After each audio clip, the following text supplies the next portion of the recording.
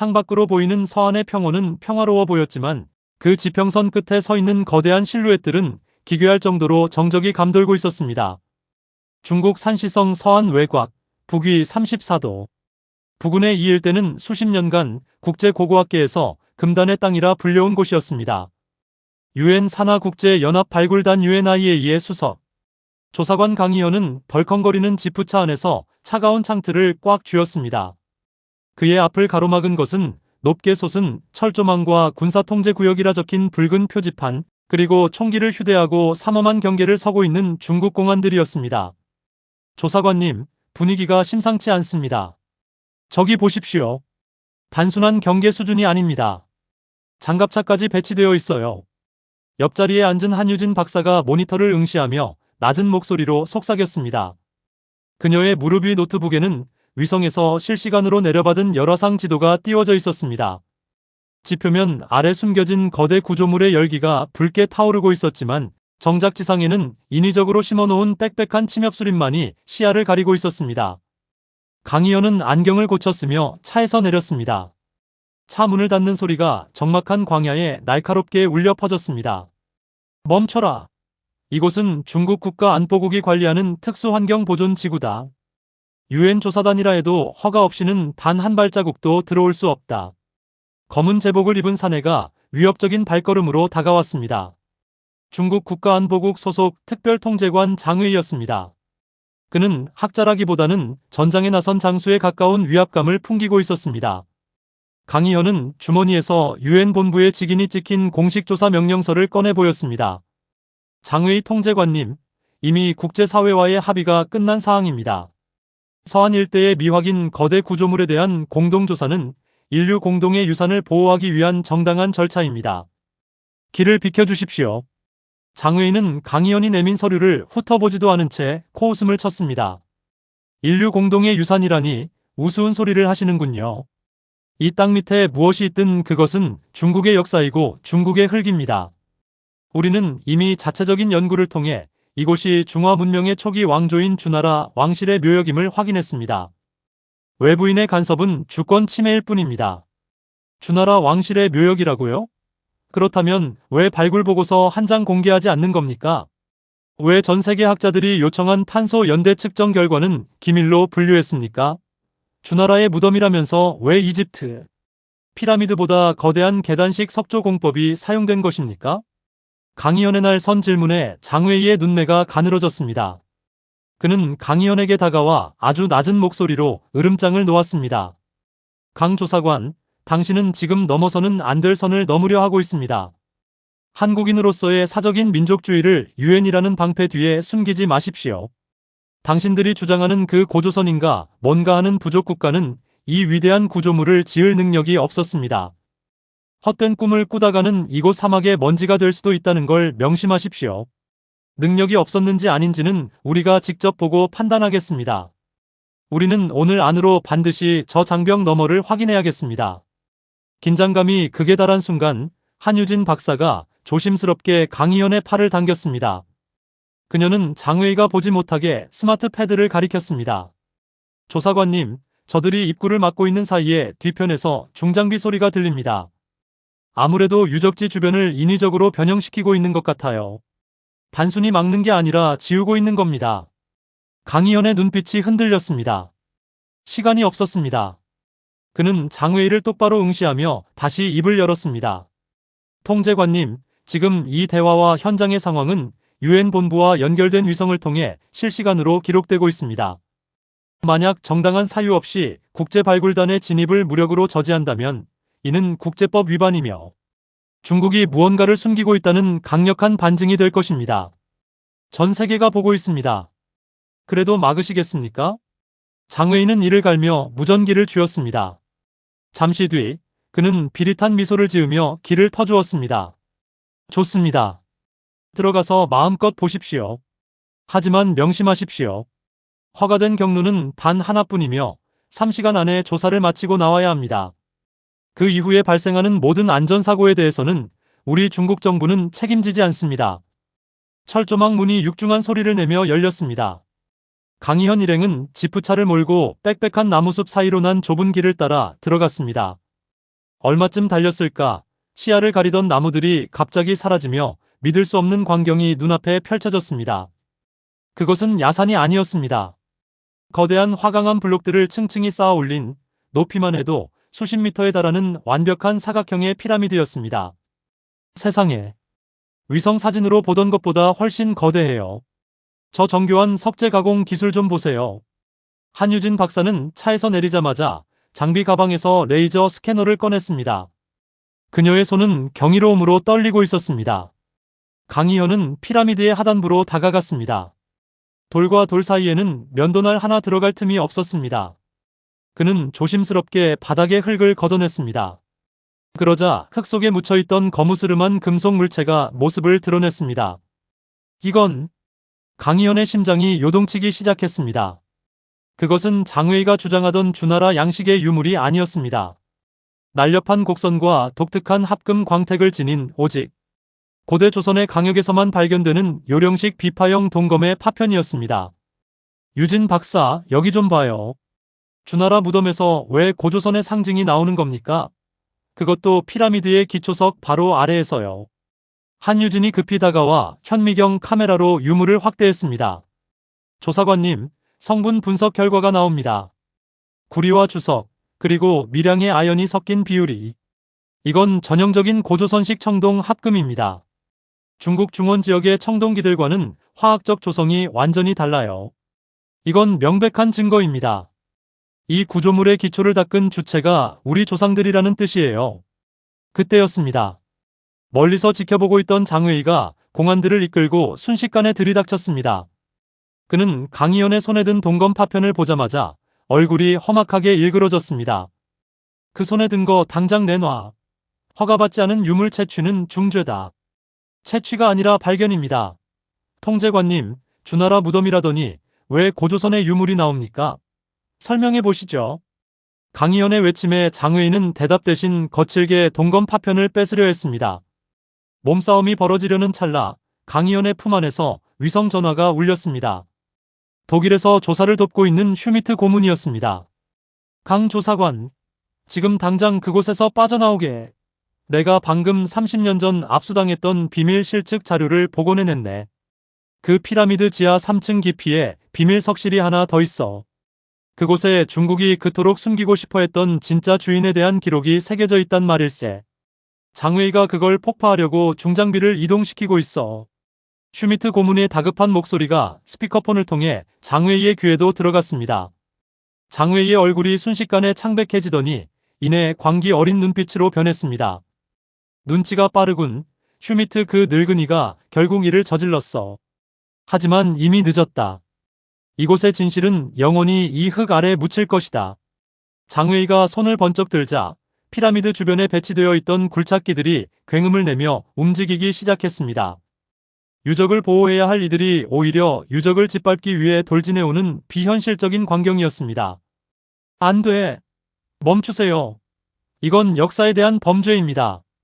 강희연이 몸으로 굴착기를 막아서려 했지만 공안들이 그를 거칠게 밀쳐냈습니다. 한유진 박사는 필사적으로 드론을 띄웠습니다. 조사관님, 드론으로 내부 통로를 찾았어요. 저들이 무너뜨리기 전에 제가 먼저 들어갈게요. 데이터를 전송해야 해요. 위험해요, 유진 박사. 강희연의 만류에도 불구하고 한유진은 무너져가는 피라미드의 좁은 틈새로 몸을 던졌습니다. 그 뒤를 이어 강희연도 필사적으로 유적 내부로 기어들어갔습니다. 밖에서는 굴착기가 거대한 화강암 블록을 밀어내는 둔탁한 소음이 들려오고 천장에서는 수천 년의 먼지가 폭포처럼 쏟아졌습니다. 좁은 통로를 지나 도착한 피라미드의 심장부. 그곳에는 장웨이가 그토록 숨기고 싶어했던 거대한 비석이 우뚝 서 있었습니다. 강희연이 손전등을 비추자 비석에 새겨진 문자들이 푸른 빛을 발하며 모습을 드러냈습니다. 한자가 아니었습니다. 그것은 세종대왕이 한글을 창제하기 훨씬 이전부터 고대 조선에서 사용되었다고 전해지는 가림토 문자였습니다. 유진 박사, 카메라 켜요. 빨리 스캔해요. 강희연은 떨리는 손으로 비석의 문구를 읽어내려갔습니다. 하늘의 자손이 이 땅에 제국을 세우니 그 이름을 조선이라 한다. 우리는 태양의 빛을 따라 이곳에 성소를 짓고 후손들에게 광명의 역사를 전하노라. 조사관님, 전송 시작했어요. 10%, 20%. 조금만 더요. 하지만 기쁨도 잠시 유적 전체가 지진이라도 난 듯 크게 흔들리기 시작했습니다. 장웨이가 기어이 폭약을 설치해 유적의 입구를 봉쇄하려는 것이었습니다. 굉음과 함께 입구 쪽 돌덩이들이 무너져 내리며 한 줄기 빛마저 사라졌습니다. 암흑 속에서 강희연은 한유진의 손을 꽉 잡았습니다. 데이터는요? 전송됐습니까? 마지막 한 줄까지. UN 본부 서버로 전송 완료됐어요. 이제 세상이 알게 될 거예요. 우리가 누구인지. 유진의 목소리가 끝남과 동시에 거대한 폭발음이 두 사람의 고막을 찢었습니다. 서안의 피라미드는 자욱한 먼지 구름 속에 갇혔고 장웨이는 무너진 돌무더기 앞에서 비릿한 미소를 지었습니다. 그는 모든 증거가 사라졌다고 믿었습니다. 하지만 그가 간과한 것이 있었습니다. 강희연이 목숨을 걸고 보낸 그 데이터는 이미 지구 궤도 위의 위성을 타고 전 세계 수억 명의 사람들에게 실시간으로 퍼져나가고 있었다는 사실을 말입니다. 무너진 돌무더기 아래서 강희연은 희미하게 들려오는 지상의 소란을 들었습니다. 그것은 장웨이의 승전고가 아니었습니다. 분노한 전 세계의 목소리이자 수천 년간 잠들어 있던 거대 제국이 다시 깨어나는 신호탄이었습니다. 과연 강희연과 한유진은 이 죽음의 무덤에서 살아남아 직접 진실을 선포할 수 있을까요? 그리고 장웨이는 쏟아지는 국제사회의 비난 속에서 어떤 비참한 최후를 맞이하게 될까요? 잃어버린 조상의 영광을 찾기 위한 목숨 건 사투는 이제 막 그 첫 페이지를 넘겼을 뿐입니다. 자욱한 먼지와 화약 냄새가 폐부를 찔렀다. 강희연은 정신을 잃으려는 찰나 손끝에 닿는 차가운 대리석의 질감에 눈을 떴다. 머리 위에서는 여전히 잔해들이 쏟아지고 있었고 한 줄기 빛조차 허용되지 않는 암흑이 그들을 집어삼킨 상태였다. 유진 박사. 한 박사 대답해요. 강희연이 갈라진 목소리로 소리쳤다. 옆에서 짧은 신음과 함께 부스럭거리는 소리가 들렸다. 한유진이 무너진 돌무더기 사이에서 간신히 몸을 일으키고 있었다. 그녀의 이마에서는 붉은 선혈이 흐르고 있었지만 그녀의 손은 여전히 데이터 전송 장비를 필사적으로 움켜쥐고 있었다. 괜찮아요. 조사관님, 비석은요? 비석은 무사합니까? 강희연은 떨리는 손으로 손전등을 켰다. 먼지 구름 사이로 다시 모습을 드러낸 거대 비석. 폭발의 충격에도 불구하고 그 위험을 잃지 않은 채 서 있는 비석 위로 푸른빛의 가림토 문자들이 마치 살아있는 유기체처럼 명멸하고 있었다. 강희연은 그 글자들을 하나하나 손으로 어루만졌다. 그것은 단순한 기록이 아니었다. 수천 년 전 이 거대한 제국을 세웠던 조상들이 후손들에게 보내는 절박한 유언이자 승전보였다. 살아있어요. 이 비석이 우리를 지켜준 겁니다. 유진 박사, 지금 전송된 데이터가 전 세계 UN 지부와 주요 언론사에 도달했는지 확인 가능합니까? 한유진이 장비에 보조 배터리를 연결하며 실시간 전송 상태를 확인했다. 그녀의 눈이 경악으로 커졌다. 조사관님, 보세요. 단순히 도달한 수준이 아니에요. 우리가 내부로 들어와 비문을 발견하는 그 5분간의 영상이 중국 정부의 재밍 시도를 뚫고 전 세계 소셜미디어와 라이브 스트리밍 채널로 동시 송출됐어요. 지금 실시간 시청자 수가 3억 명을 넘어섰습니다. 전 세계가 지금 이 석실 내부를 보고 있어요. 그랬다. 장웨이가 발파 스위치를 누른 그 순간 전 세계는 화면을 통해 인류 역사상 가장 잔인한 문명 파괴 현장을 목격했다. UN 조사단이 내부에 있음에도 불구하고 증거를 인멸하기 위해 폭약을 터뜨린 중국의 만행은 그들이 숨기려 했던 고조선의 진실보다 더 빠른 속도로 전 세계를 분노케 했다.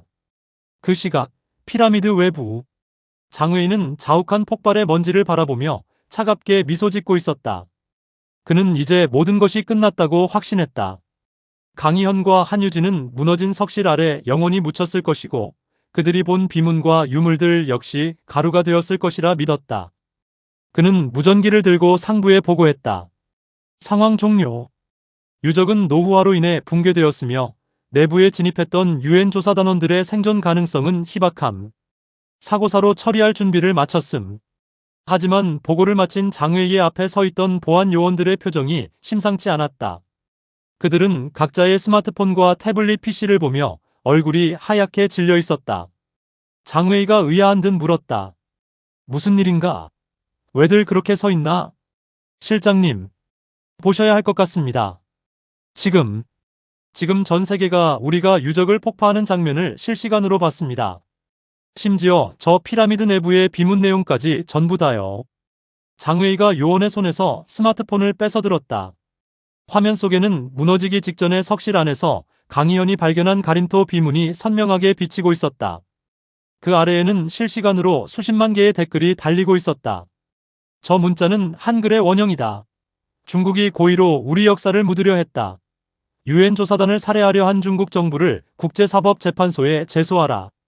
이집트 피라미드보다 앞선 문명이 한국의 조상들이었다니 전율이 돋는다. 장웨이는 손을 부들부들 떨었다. 그는 즉시 중장비 기사들에게 소리쳤다. 당장 저 입구를 완전히 메워버려. 시신도 유물도 단 한 조각도 밖으로 나오게 해서는 안 된다. 콘크리트를 부어버려. 장웨이의 명령에 굴착기들이 다시 움직이려던 그때 하늘 위에서 거대한 프로펠러 소리가 들려왔다. 중국 정부의 헬기가 아니었다. 유엔 본부에서 급파한 국제유산 긴급구조대의 수송기들과 인근 국가에서 날아온 외신 기자들의 헬기 수십 대가 서안의 하늘을 뒤덮기 시작한 것이었다. 장웨이 실장, 당장 장비를 멈춰라. 수송기에서 투하된 확성기 소리가 평온을 뒤흔들었다. 유엔 사무총장의 이름으로 내려진 긴급 명령이었다.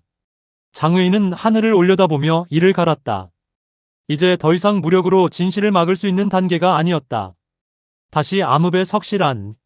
강희연은 비석 뒤편에서 기이한 틈새를 발견했다. 그것은 폭발의 충격으로 대리석 벽면이 일부 떨어져 나가면서 드러난 비밀 통로였다. 유진 박사, 여기 좀 봐요. 이 구조는, 이건 단순한 피라미드가 아니에요. 아래로 이어지는 거대한 지하 도시의 입구예요. 강희현과 한유진은 서로의 부축을 받으며 좁은 틈새로 몸을 밀어 넣었다. 그곳을 지나자 나타난 공간은 그야말로 신의 영역이라 불러도 손색이 없었다. 수천 년간 인간의 발길이 닿지 않은 지하 거대 광장. 그곳의 벽면은 거대한 화강암 블록들이 자로 잰 듯 완벽하게 맞물려 있었고, 천장에는 신라 금관의 시초가 된 듯한 눈부신 황금 장식들이 별처럼 박혀 있었다. 조사관님, 저기 보십시오. 저건 비파형 동검이 아니에요. 한유진이 가리킨 곳에는 수백 자루의 검들이 질서 정연하게 놓여 있었다. 그것은 고조선의 철기 기술이 중원을 압도했음을 증명하는 증거였다. 강희연은 그중 하나를 조심스럽게 살폈다. 철검이군요. 탄소 함유량이 극도로 정밀하게 조절된 강철검입니다. 중국 한나라가 비로소 도달했던 제철 기술을 우리 조상들은 이미 수천 년 전에 이 피라미드를 지으면서 완성했던 겁니다. 이 검들의 강도라면 당시 중원의 청동검들은 단칼에 부러졌을 거예요. 한유진은 벽면의 거대한 구조를 손전등으로 비추었다. 그곳에는 고대 조선인들이 별을 관측하는 모습이 정교하게 새겨져 있었다. 조사관님, 이 벽화 좀 보세요. 이건 단순한 그림이 아니에요. 천문도예요. 북두칠성과 북극성의 위치가 지금으로부터 약 5,000년 전의 하늘을 가리키고 있어요. 우리 조상들은 이미 지구가 둥글다는 것과 세차운동의 원리를 알고 이 피라미드의 방위각을 설정했던 겁니다. 벽화 속 고조선의 석학들은 기하학적인 도구를 들고 하늘을 재고 있었으며 그들 옆에는 복잡한 수학 공식과도 같은 기호들이 가득했다. 이는 고조선이 단순한 정복 국가가 아니라 고도의 과학 지식을 보유한 문명 국가였음을 시사했다. 강희연은 광장의 중심에 놓인 거대 청동 소트로 다가갔다. 그 안에는 곡물을 정제하거나 약재를 다루던 흔적이 남아 있었다. 이건 당시의 화학기술을 보여주는 유물입니다. 금속의 부식을 방지하기 위해 특수한 도료를 사용한 흔적이 보여요. 6,000년이 지났는데도 이 광택을 유지한다는 건 현대 과학으로도 풀기 힘든 수수께끼입니다. 그때 지하 광장 위쪽에서 다시 한번 둔탁한 소음이 들렸다. 장웨이가 보낸 특수 요원들이 비밀 통로를 찾아 내려오기 시작한 것이다. 그들의 손에는 박멸기가 아닌 살상용 총기가 들려 있었다. 조사관님, 저들이 내려오고 있어요. 이제 어쩌죠? 한유진이 겁에 질린 목소리로 물었다. 강희연은 주위를 둘러보았다. 이 거대한 지하 도시에서 도망칠 곳은 없었다. 하지만 그는 포기하지 않았다. 그는 지하 광장 한복판에 우뚝 솟은 거대 청동종으로 다가갔다. 이 종은 단순한 장식이 아니야. 지하의 공명을 이용해 지상으로 신호를 보내는 장치예요. 유진 박사 드론에 음파 수신기를 켜요. 이 종소리를 전 세계로 보낼 겁니다. 강희현은 곁에 놓인 거대 나무 방망이를 들어온 힘을 다해 청동종을 내리쳤다. 장엄하고 웅장한 소리가 지하 광장을 휘감았다. 그 소리는 벽면의 화강암들을 진동시키며 위로, 더 위로 솟구쳤다. 한유진의 드론이 그 진동파를 디지털 신호로 변환하여 전 세계 스트리밍 채널로 송출했다. 그 순간 지상에서 대기하던 수많은 학자와 시민들은 자신의 스마트폰을 통해 들려오는 그 신비로운 종소리에 숨을 죽였다. 그것은 수천 년 동안 어둠 속에 갇혀있던 제국의 심장 박동 소리였다. 통로를 내려오던 장외의 요원들은 기괴한 진동과 종소리에 몸을 가누지 못하고 비틀거렸다. 그들의 무전기에서는 장외의 다급한 비명이 들려왔다. 당장 멈춰. 유엔 긴급구조대가 이미 지표면을 뚫고 들어오기 시작했다. 후퇴해. 후퇴하란 말이다. 1시간 뒤 특수 굴착 장비를 동원한 유엔 긴급구조대가 지하 광장의 천장을 뚫고 내려왔다. 강렬한 조명탄이 어두운 지하 도시를 대낮처럼 밝혔다. 강희현과 한유진은 쏟아지는 빛 속에서 눈을 가린 채 서로를 껴안았다. 구조대원들과 함께 내려온 것은 전 세계 외신 기자들이었다. 그들은 눈앞에 펼쳐진 거대한 지하 제국의 모습에 카메라 셔터를 미친 듯이 눌러댔다. 장외인은 현장에서 국제법 위반 및 살인 미수 혐의로 유엔 평화유지군에 의해 체포되었다.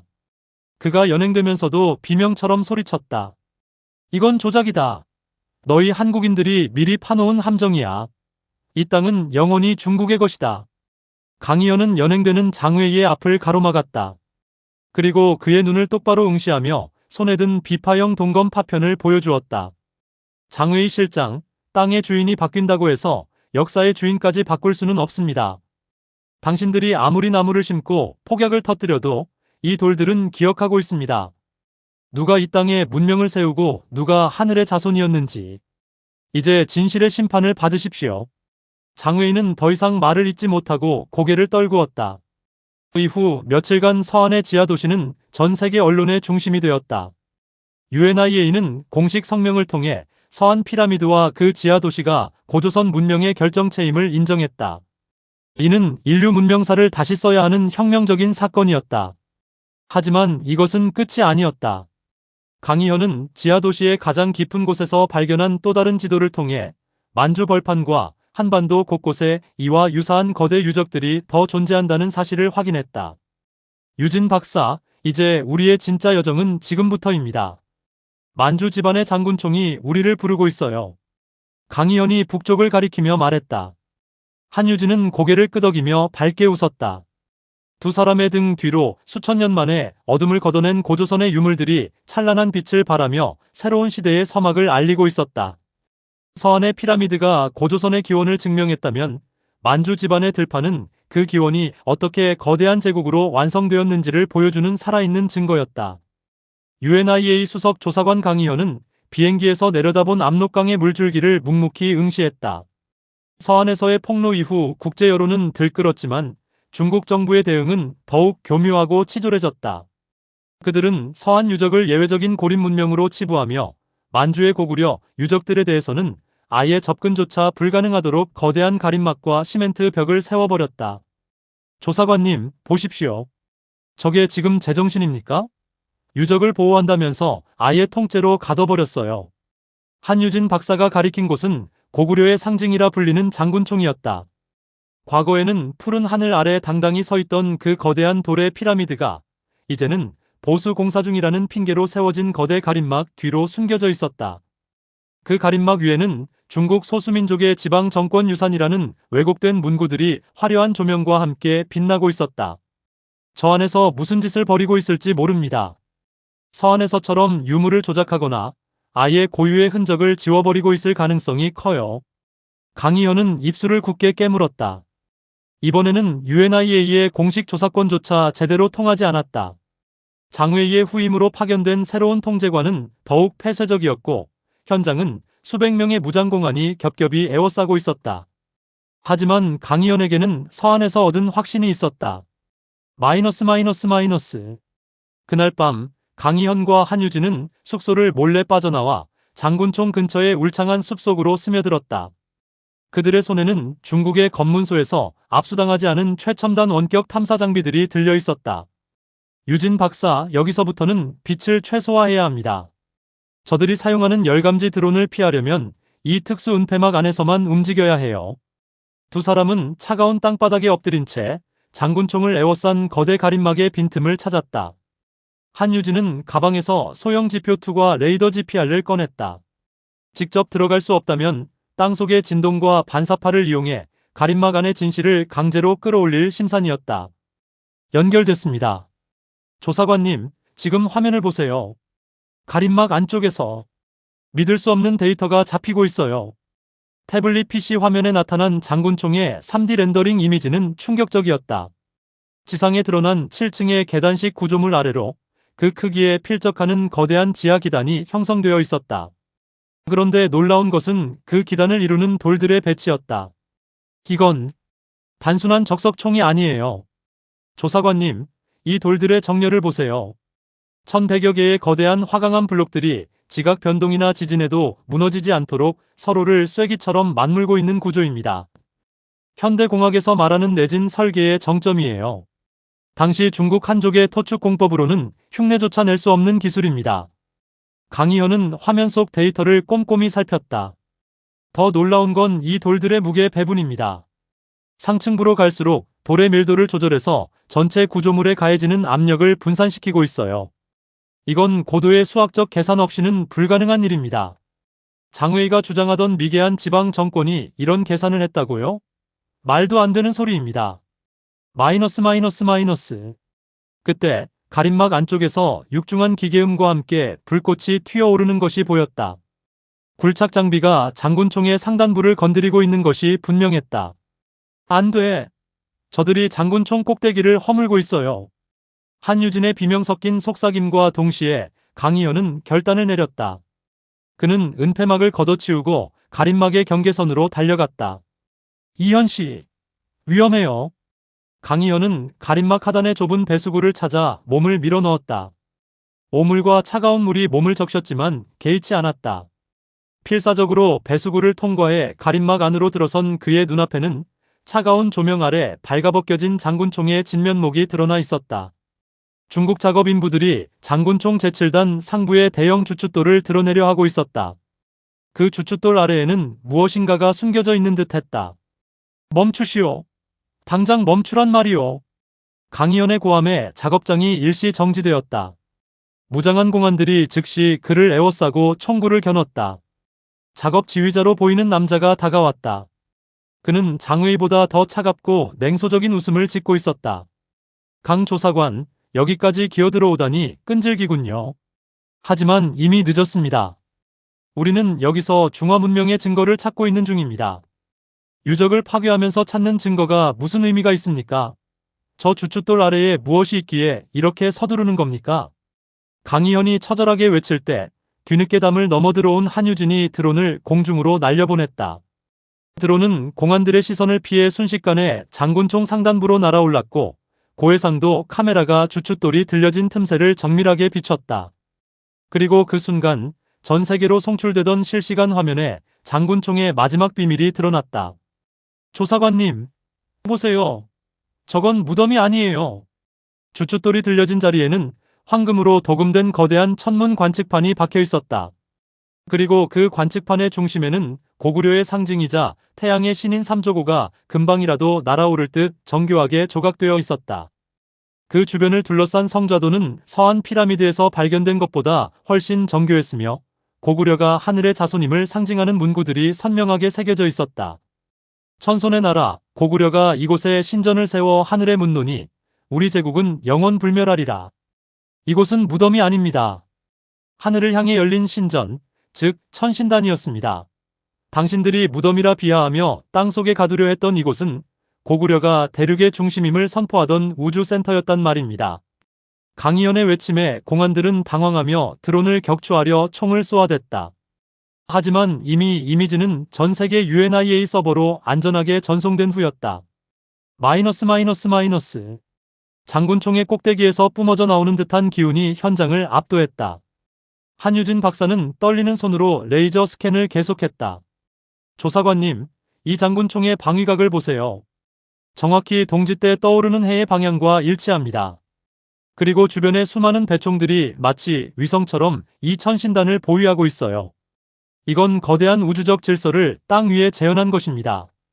중국의 어떤 황제릉에서도 볼 수 없는 장엄한 설계예요. 현장 지휘관은 당황하며 강희연을 체포하려 했지만 이미 가림막 밖에서는 UNIA 소속 평화유지군과 국제 취재진이 성난 파도처럼 밀려오고 있었다. 서한의 진실이 밝혀진 직후였기에 중국 정부도 더 이상 무력으로만 대응할 수 없는 상황이었다. 가림막이 무너지고 쏟아지는 조명 속에서 장군총은 마침내 그 굴욕의 껍데기를 벗어던졌다. 강희연은 장군총의 거대한 기단석 위에 손을 올렸다. 차가운 돌이었지만 그 안에는 뜨거운 제국의 고동이 느껴지는 듯했다. 보십시오. 이것이 당신들이 지방정권이라 폄훼했던 나라의 실체입니다. 돌 하나하나에 새겨진 이 정교한 각도와 배치, 그리고 하늘을 향한 이 당당한 기상을 보란 말입니다. 고구려는 중국의 변방이 아니라 대륙의 주인이었습니다. 그날 밤 장군총 위로 떠오른 달빛은 어느 때보다 밝았다. 전 세계 고고학계는 이제 고구려를 동양의 로마라 명명하기 시작했다. 단순한 정복 국가가 아닌 고도의 공학기술과 천문과학을 보유했던 초고대 문명의 계승자로서 말이다. 하지만 강희연은 여기서 멈추지 않았다. 그는 장군총 지하 기단에서 발견된 특수한 진동 패턴을 통해 또 다른 거대 유적지가 만주 벌판 깊숙한 곳에 숨겨져 있음을 직감했다.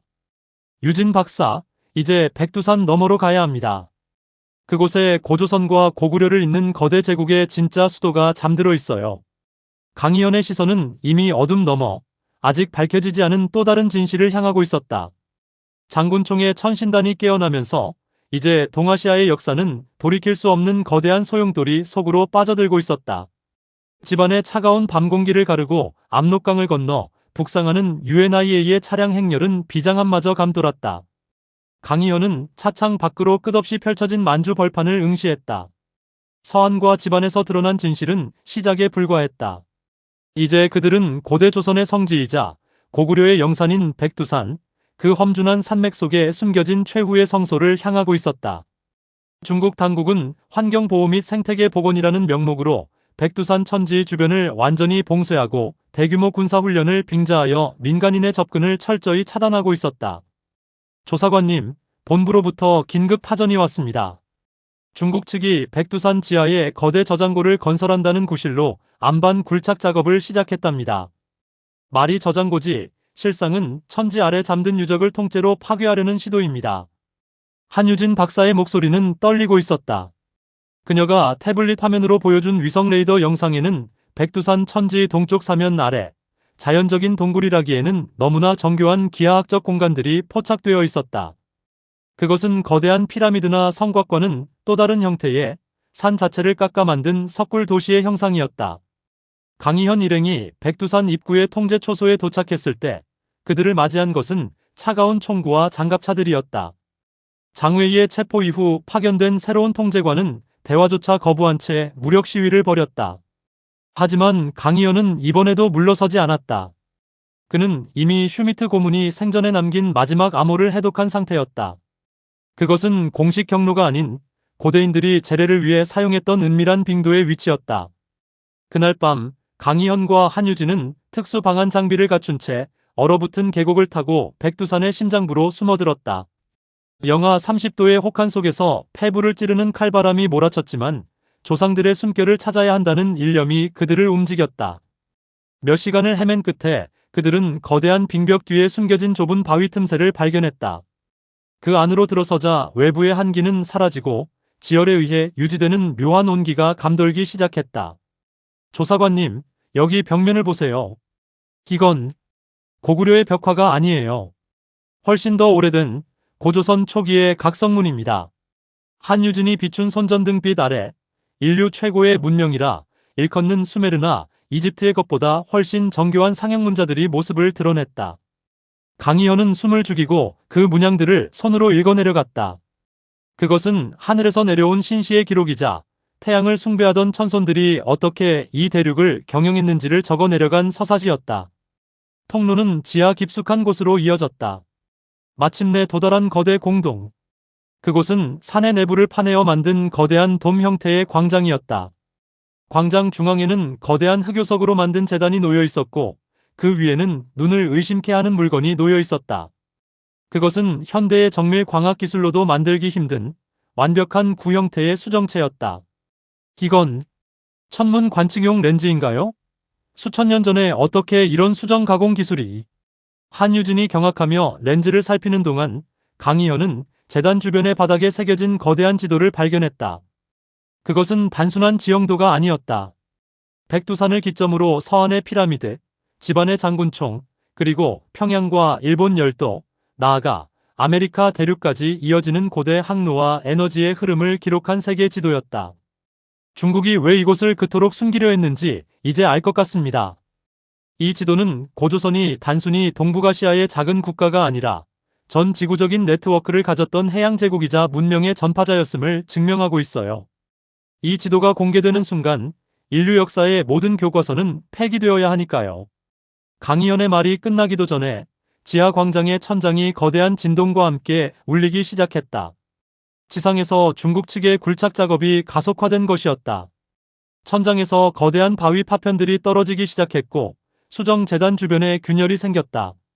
조사관님, 저들이 굴착기를 가동했어요. 이 석굴 자체가 무너지려 합니다. 강희연은 결단을 내렸다.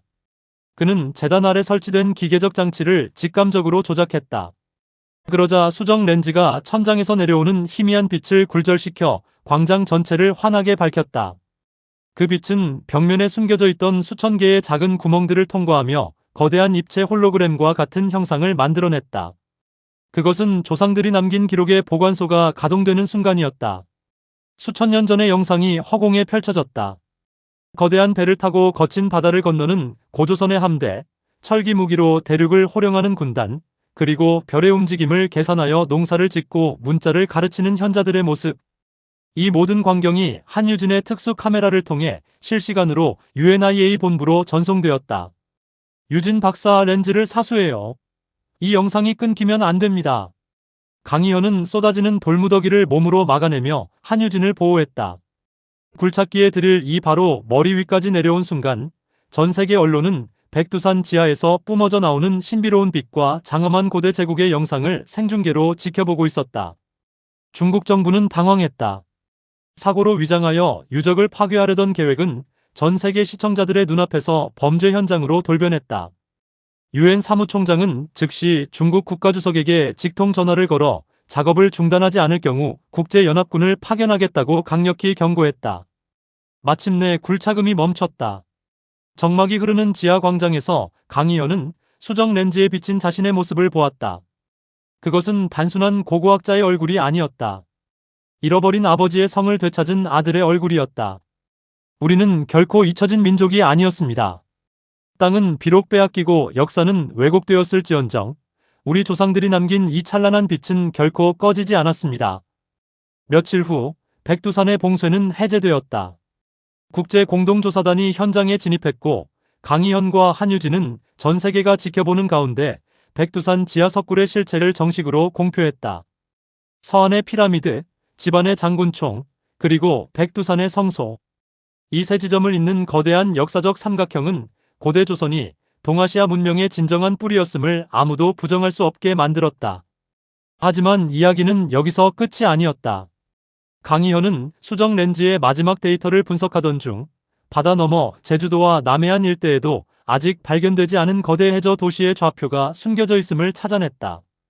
유진 박사, 이제 바다로 가야 할 때인 것 같군요. 강희연의 확신에 찬 목소리와 함께 빼앗긴 역사를 되찾기 위한 위대한 여정은 이제 대륙을 넘어 거대한 대양으로 향하기 시작했다. 한민족의 영광은 과거에 머무는 것이 아니라 이제 막 미래를 향해 다시 타오르기 시작한 것이다. 바다 안개에 휩싸인 제주도 서귀포 남단. UNIA의 첨단 해양 탐사선 가이아호가 거친 파도를 가르며 멈춰섰다. 강희연은 갑판 위에서 칠흑 같은 바다를 내려다보았다. 백두산 수정 렌즈에서 추출한 마지막 좌표는 이곳, 이어도 근해의 해저 200m 지점을 가리키고 있었다.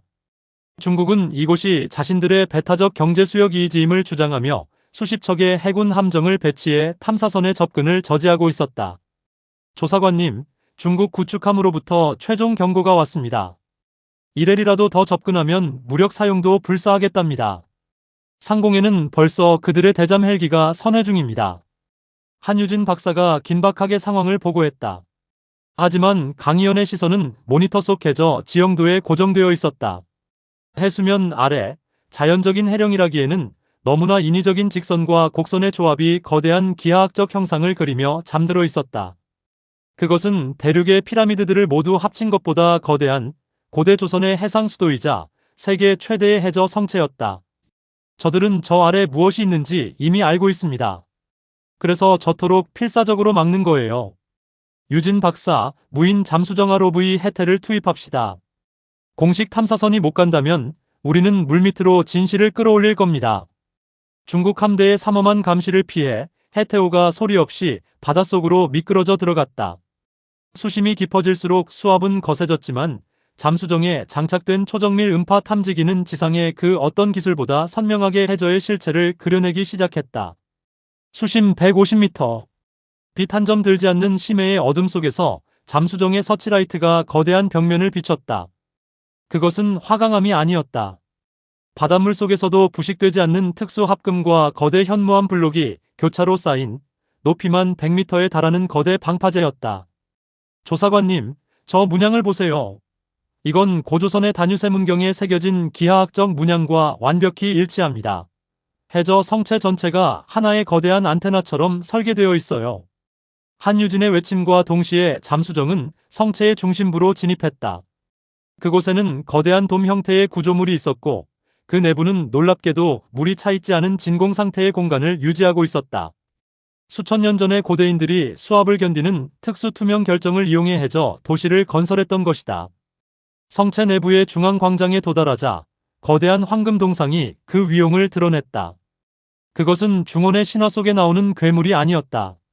세 개의 발을 가진 태양의 새 삼조고가 지구를 발 아래 두고 우주를 향해 날아오르는 형상이었다.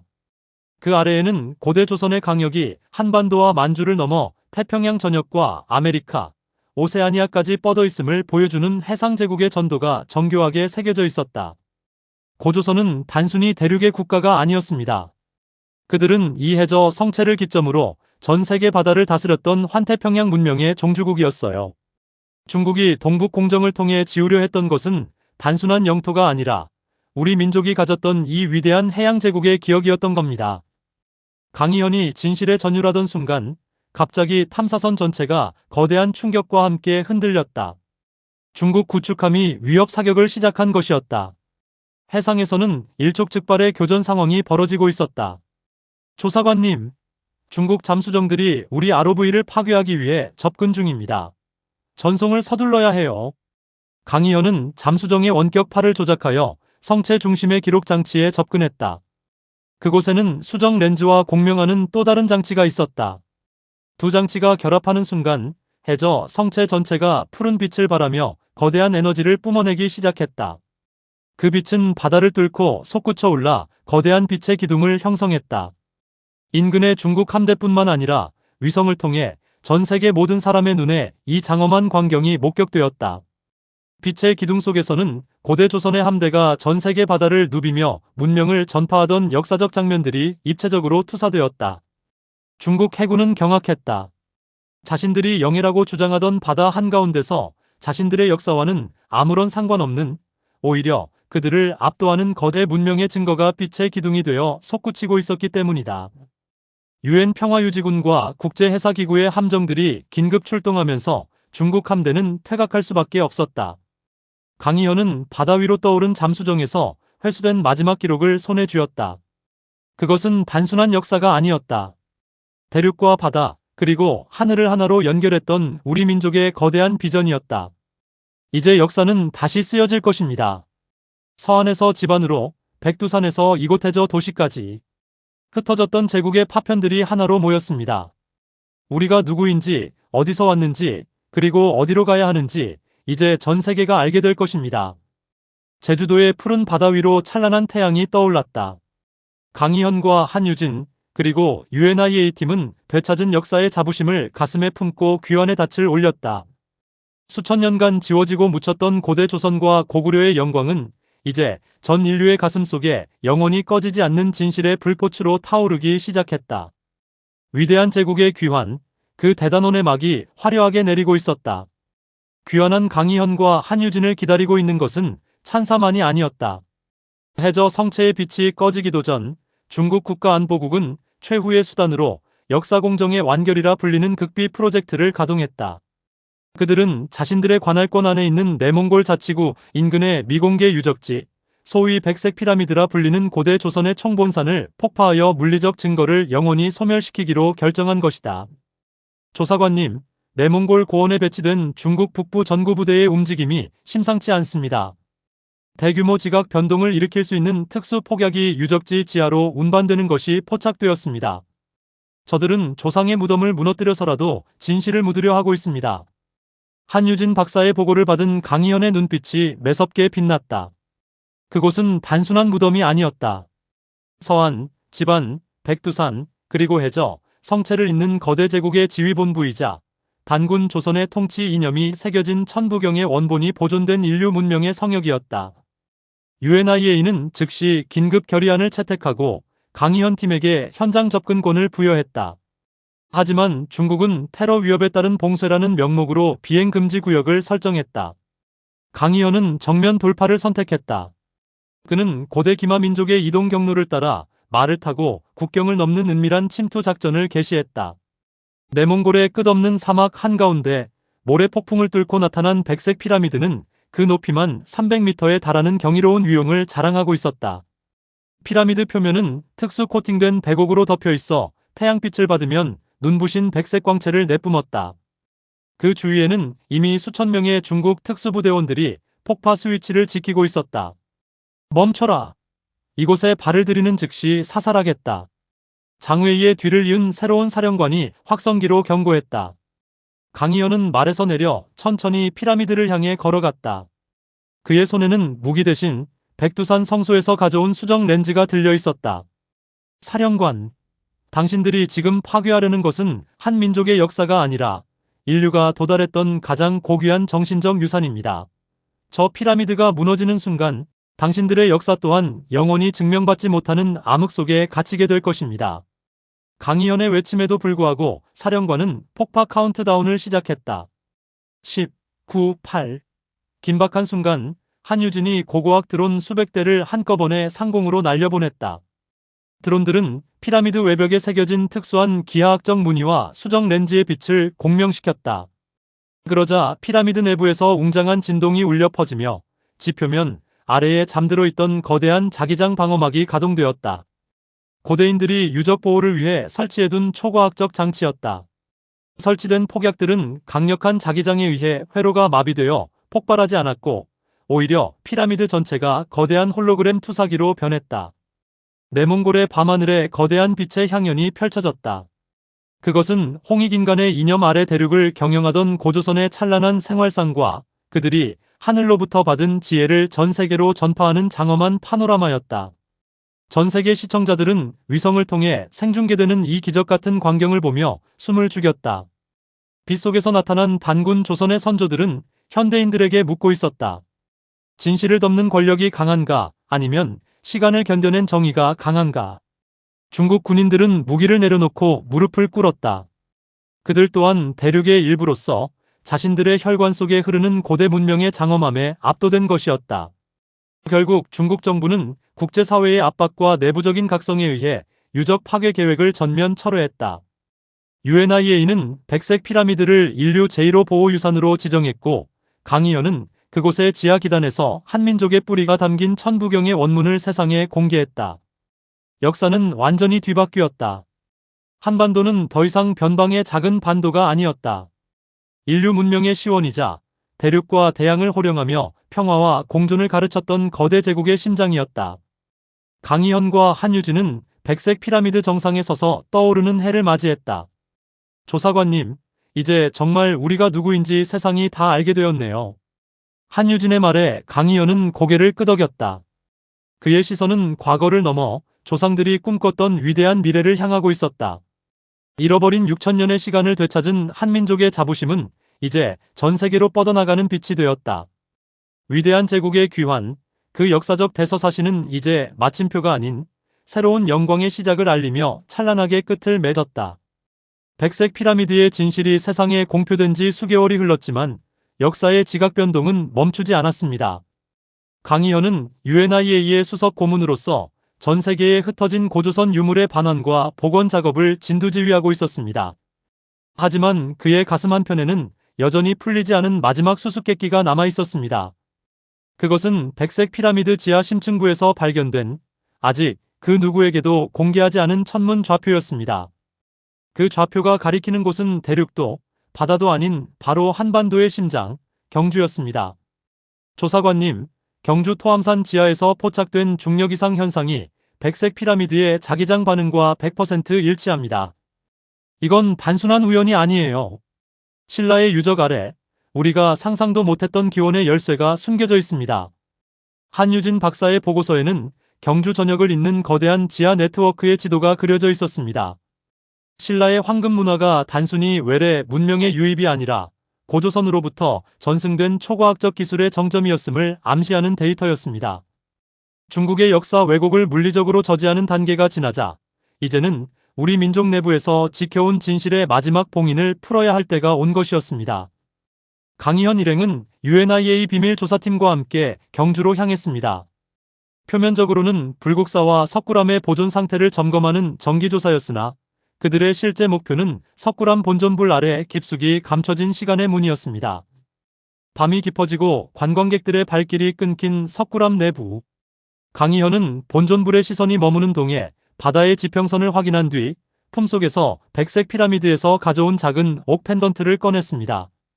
그것을 본전불 기단석의 특정한 홈에 끼워 넣자 천년간 미동도 없던 거대한 안반이 소리 없이 갈라지며 아래로 이어지는 계단을 드러냈습니다. 이건 고구려의 공법도 중국의 공법도 아니에요. 유리처럼 매끄러운 이 벽면의 재질은 백두산 지하 성소에서 봤던 그 특수 합금입니다. 한유진이 비추는 서치라이트 아래로 드러난 지하 공간은 거대한 연산장치와도 같았습니다. 수천 개의 수정 기둥이 숲을 이루고 있었고 그 기둥들 사이로 푸른 빛의 정보들이 흐르고 있었습니다. 이곳은 고조선이 멸망하기 전 민족의 모든 지혜와 기술 그리고 미래에 대한 예언을 압축하여 보관해둔 민족의 서버였습니다.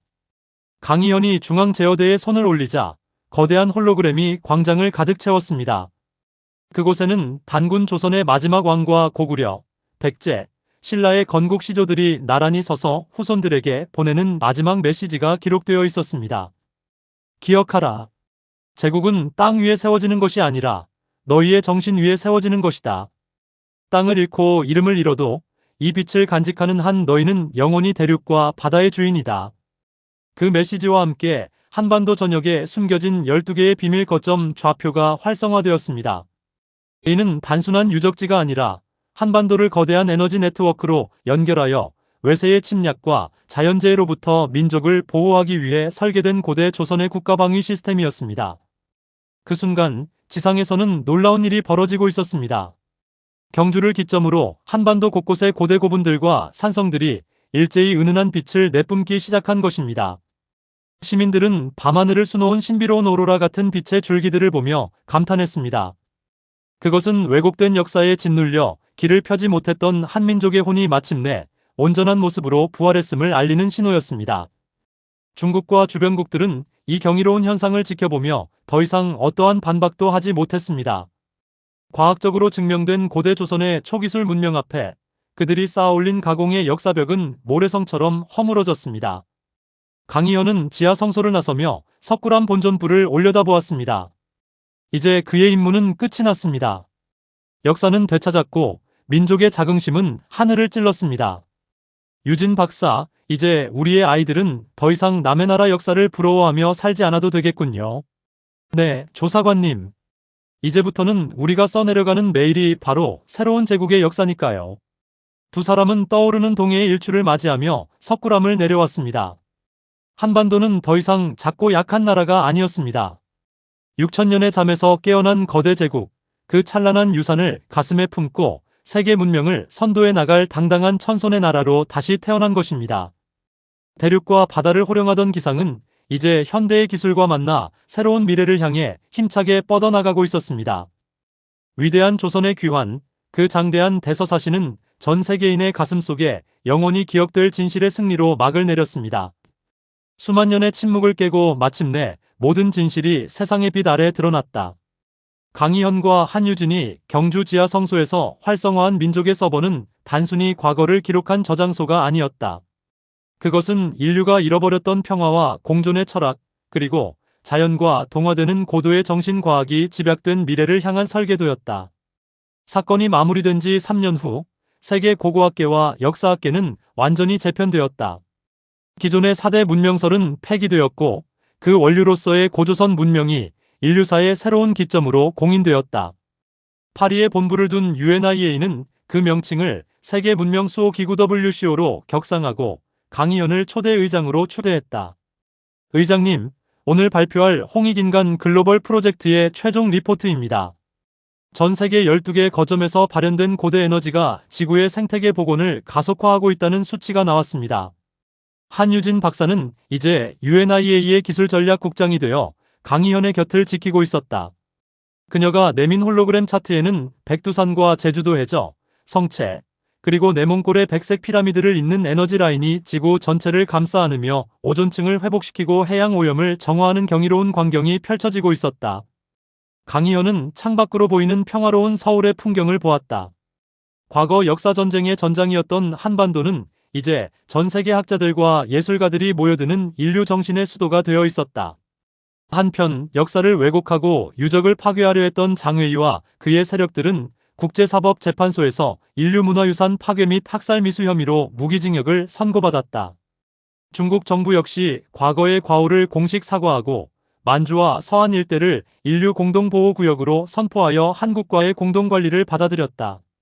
이는 무력이 아닌 진실이 쟁취한 완전한 승리였다. 강희현은 책상 위에 놓인 낡은 비파형 동검 파편을 만져보았다. 그 작은 파편 하나에서 시작된 여정이 인류의 운명을 바꾸어 놓았다. 그는 문득 슈미트 고문이 남겼던 마지막 말을 떠올렸다. 진실은 때로 땅속 깊이 묻히지만 그것을 찾아낼 준비가 된 자가 나타나면 스스로 빛을 내기 시작한다네. 이제 한국의 아이들은 교과서의 첫 장에서 찬란한 대륙의 기상과 해양의 꿈을 배운다. 고조선과 고구려가 남긴 유산은 더 이상 박물관에 박제된 유물이 아니라 현대의 첨단 과학과 결합하여 우주 시대를 여는 새로운 동력이 되었다. 한반도는 대륙의 끝이 아니라 태평양으로 나아가는 시작점이었고 그들이 되찾은 역사는 미래를 비추는 가장 밝은 등불이 되었다. 강희현은 단상 위에 올랐다. 전 세계로 생중계되는 UN 특별총회의 연설석이었다. 그는 마이크를 잡고 전 세계인을 향해 잔잔하지만 힘있는 목소리로 입을 뗐다. 우리는 이제 더 이상 과거의 원한에 묶여있지 않습니다. 우리가 되찾은 역사는 누구를 지배하기 위함이 아니라 우리 모두가 하늘 아래 하나의 형제임을 깨닫기 위함입니다. 6000년 전 우리 조상들이 꿈꿨던 널리 인간을 이롭게 하는 세상, 이제 그 위대한 조선의 꿈을 전 인류와 함께 시작하려 합니다. 우렁찬 박수 소리가 회의장을 가득 메웠다. 그 소리는 경주의 지하 성소를 지나 백두산의 정상을 타고 만주 벌판과 해저 도시까지 메아리 쳤다. 잃어버린 시간을 되찾은 거대 제국, 그 찬란한 귀환의 대서사시는 전 인류가 하나로 화합하는 새로운 역사의 서막을 알리며 찬란하게 끝을 맺었다. 하늘은 높고 푸르렀으며 그 아래 선 한민족의 기상은 영원히 지지 않을 태양처럼 대륙과 바다를 비추고 있었다. 거대한 진실의 파고가 휩쓸고 지나간 자리에 인류사의 새로운 아침이 밝아왔다. 고조선과 고구려가 단순한 국가가 아닌 초고대 문명의 정수였음이 밝혀진 지 5년. 세계는 이제 역사 이전의 역사를 배우는 것이 아니라 그 속에 담긴 미래의 철학을 실현하는 단계로 진입했다. 강희현은 이제 UN 산하 세계 문명 수호 기구 WCO의 종신의장이자 인류 문명사의 새로운 지평을 연 개척자로 불리고 있었다. 서울 광화문 광장에는 이제 과거의 기념비들 대신 백색 피라미드에서 발견된 천부경의 원문이 거대한 홀로그램으로 새겨져 있었다. 80일자의 짧은 문장들은 이제 전 세계 초등학교의 필수 교양 과목이 되었고 아인슈타인의 상대성 이론을 뛰어넘는 우주의 근원적 원리로 재해석되고 있었다. 강희연은 의장실 창가에 서서 평화로운 도심을 내려다보았다. 서울은 이제 전 세계 고고학자와 공학자들이 모여드는 성지가 되었다. 서안의 피라미드와 제주의 저 성체에서 발견된 초과학 기술은 에너지 혁명을 일으켰다. 화석 연료는 자취를 감췄고 고대 조선인들이 사용했던 지자기 에너지 공명 기술이 전 세계에 무상으로 보급되었다. 이는 곧 홍익인간 정신의 현대적 구현이었다. 의장님, 잠시 후 백두산 천신 우주센터와의 실시간 연결이 있습니다. 고구려 장군총의 천문 설계를 바탕으로 건조된 인류 최초의 차세대 탐사선 다무로가 화성 궤도에 안착했다는 소식입니다. 전략국장 한유진이 세련된 정장 차림으로 들어오며 패드를 내밀었다. 그녀의 눈은 과거의 긴장감 대신 자부심과 확신으로 빛나고 있었다. 한반도는 이제 대륙의 끝단이 아니라 지구를 넘어 우주로 나아가는 인류의 관문이 되었다. 강희연은 유진과 함께 전용 셔틀에 올랐다. 그들의 목적지는 이제 중국의 영토가 아닌 국제자유도시이자 인류 공동의 성역으로 지정된 만주평화특별구역이었다. 셔틀이 압록강을 건너 집안에 들어서자 가림막이 사라진 장군총이 눈부신 위용을 드러냈다. 이제 그곳은 죽은 자의 무덤이 아니라 전 세계 젊은이들이 고대 조선의 기상을 배우는 환골탈태 대학교의 캠퍼스가 되어 있었다. 저기 좀 보세요, 이현 씨. 아니, 의장님. 저기 운동장에서 아이들이 배우고 있는 게 뭔지 아세요? 유진이 가리킨 곳에는 노랑머리의 서구 아이들과 흑인 아이들, 그리고 동양의 아이들이 한데 어우러져 고조선 고유의 심신수련법인 단학을 배우고 있었다. 경쟁이 아닌 상생을, 지배가 아닌 공존을 가르치는 이 교육과정은 전 세계 교육혁명의 표준이 되었다. 장웨이와 그 추종자들이 갇힌 국제교도소의 소식도 들려왔다. 그는 옥중에서도 자신이 지우려 했던 역사가 어떻게 세상을 구원하고 있는지를 매일 영상으로 지켜보며 참회의 눈물을 흘린다고 전해졌다. 역사를 지우려 했던 자는 역사 속에 오점으로 남았고 역사를 지키려 했던 자들은 인류의 스승이 되었다. 셔틀은 내몽골의 백색 피라미드 상공을 지나 백두산 천지에 내려앉았다. 천지 주변에는 이제 군대의 장갑차 대신 고대 조선의 문양을 본뜬 평화 기도의 집들이 세워져 있었다. 강희연은 천지 물가에 서서 차가운 물에 손을 담갔다. 그 물길은 지하 성소를 지나 한반도 전역으로 흐르고 있었다. 슈미트 고문님이 이 광경을 보셨다면 얼마나 기뻐하셨을까요? 유진의 말에 강희연은 미소를 지었다. 고문님뿐만 아니라 수천 년간 이 땅을 지켜온 우리의 선조들도 웃고 계실 겁니다. 우리는 단순히 돌덩이 몇 개를 찾아낸 게 아니에요. 우리 민족의 가슴 속에 깊이 박혀있던 식민의 어둠을 걷어내고 천손의 자부심이라는 본래의 빛을 되찾아준 거죠. 에필로그의 정점은 그날 저녁 전 세계로 생중계된 제1회 인류화합의 밤 행사였다. 경주 석굴암 지하 성소와 파리의 WCO 본부, 뉴욕의 UN 본부가 홀로그램으로 연결되었다. 강희연은 백두산 정상에서 전 세계를 향해 마지막 연설을 시작했다. 인류 동료 여러분, 우리는 지난 6,000년 동안 우리가 어디서 왔는지 잊은 채 서로를 미워하며 살아왔습니다. 하지만 보십시오. 대륙의 끝에서 바다 아래까지 우리 조상들이 남긴 흔적들은 단 한 번도 우리를 포기한 적이 없었습니다. 그들은 우리에게 하나의 근원임을 가르치기 위해 이 거대한 유적들을 남겼습니다. 그의 연설과 동시에 백두산, 장군총, 서안 피라미드, 제주의 저, 성체, 그리고 내몽골의 백색 피라미드가 일제히 하늘을 향해 푸른 빛의 기둥을 쏘아 올렸다. 이 5개의 빛 기둥은 지구 궤도 위에서 하나로 합쳐져 거대한 태양의 문양, 삼조고의 형상을 그리며 밤하늘을 수놓았다. 이것은 단순한 쇼가 아니었다. 고대 조선의 기술로 복원된 글로벌 에너지 그리드가 완성되는 순간이었다. 전 세계의 모든 가난한 국가에도 공짜 에너지가 공급되기 시작했고 자원을 둘러싼 전쟁은 그날부로 종식되었다. 한민족의 홍익인간 철학이 기술과 만나 인류를 구원한 것이다. 강희연은 연설을 마치고 유진의 손을 잡았다. 유진 박사, 이제 우리의 발굴은 끝난 걸까요? 유진은 밤하늘에 빛나는 삼조고를 바라보며 대답했다. 아니요, 의장님. 이제 시작이에요. 저 빛이 가리키는 곳, 화성과 목성 넘어 우리 조상들이 하늘의 자손이라 불렸던 진짜 이유를 찾아 떠나야죠. 역사는 땅에만 있는 게 아니라 별들 사이에도 있을 테니까요. 강희연은 그녀의 말에 호쾌하게 웃었다. 6천년의 잃어버린 역사를 되찾은 민족에게 이제 불가능이란 없었다.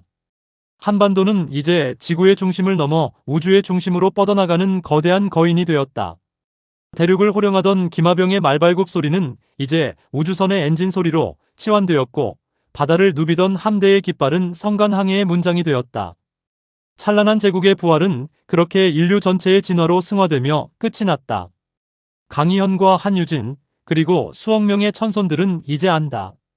자신들의 혈관 속에 흐르는 것은 단순한 피가 아니라 영원불멸하는 거대 조선의 빛이라는 사실을.